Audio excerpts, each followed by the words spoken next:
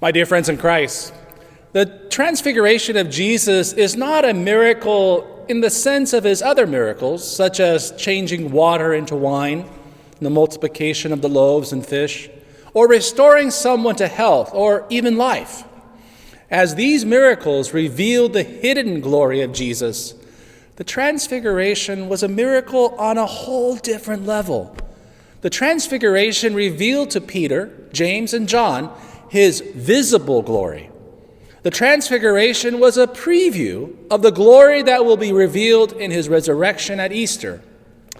Like all miracles, the Transfiguration is a teaching moment for the disciples. Not only is Jesus visibly showing his glory that he has possessed for all eternity, but he's also showing to his disciples the glory that he wants to share with all of us.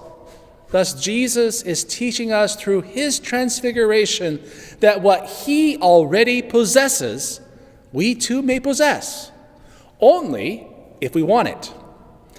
The 2nd century theologian St. Irenaeus taught, the glory of God is a human being fully alive. And the glory of a human being is to persevere and remain in the service of God.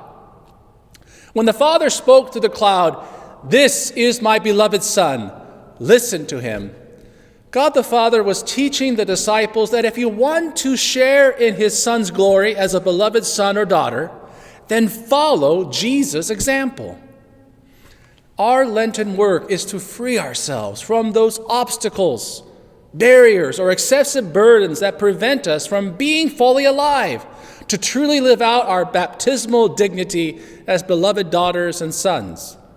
Yet how often do we have a lame response or excuse like that of Peter, that we should stay put? Age, the busyness of a career or schoolwork, physical or mental strength, or even the pandemic cannot be our reason not to do something this Lent. No one is excused from giving up and giving back. Lent is our exodus from oppression to glory. As the Israelites follow the pillar of cloud and fire through the desert to the promised land, we too must keep our eyes on Jesus as he leads us from the slavery of sin and death to glory. God bless you, and happy Lent.